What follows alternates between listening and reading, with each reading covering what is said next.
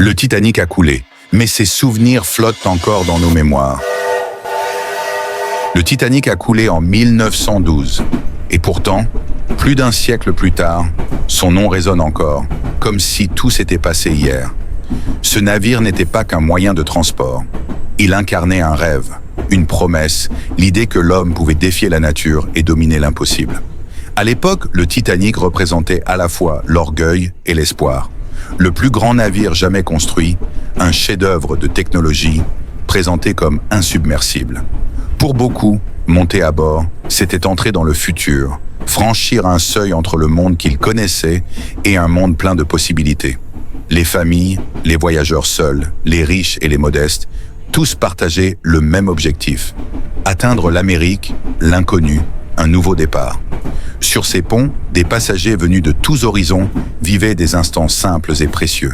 Certains rêvaient d'une vie meilleure, d'autres célébraient le succès de leur labeur. Chacun espérait que ce voyage changerait leur destin. Mais aucun ne pouvait imaginer que cette traversée serait gravée à jamais dans l'histoire. Le Titanic glissait majestueusement sur l'Atlantique, fier et confiant, indifférent au danger. La nuit du 14 avril 1912 semblait ordinaire. Le calme régnait. La mer était immobile, presque hypnotique. Puis, presque sans bruit, le destin s'est imposé. Un iceberg. Un choc presque imperceptible. Pas de panique immédiate. Juste quelques instants d'incompréhension avant que la réalité ne s'installe. L'eau a commencé à envahir le navire. Le temps est devenu précieux. Trop précieux. Chaque seconde comptait, chaque geste pouvait sauver ou condamner. Dans le froid glacial de l'océan, le Titanic a révélé sa fragilité. Ce qui semblait éternel ne l'était pas. Ce qui paraissait invincible a cédé. Lorsque le navire a disparu sous les vagues, il n'a pas seulement emporté des vies. Il a emporté une époque entière, une confiance aveugle dans le progrès et une leçon que l'humanité n'oublierait jamais. Des décennies ont passé. Le Titanic est devenu une légende, une histoire racontée, étudiée, analysée. Pour beaucoup, il restait distant, presque abstrait, un souvenir lointain que seule l'imagination pouvait combler. Puis le cinéma est arrivé. Le film Titanic n'a pas seulement reconstruit un navire. Il a redonné une âme à cette tragédie. Il a transformé des chiffres en émotions, des archives en souvenirs vivants.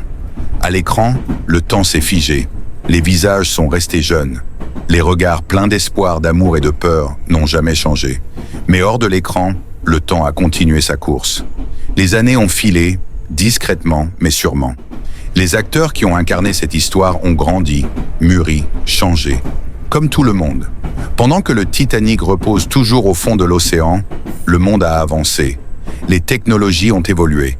Les générations se sont succédées. Et pourtant, dès que la musique retentit, tout revient. Le pont du navire, la nuit glaciale, les derniers regards. La mémoire des passagers et du navire lui-même traverse encore nos cœurs. Le Titanic appartient au passé. Les acteurs appartiennent au présent. Mais l'histoire, elle, traverse le temps sans jamais disparaître.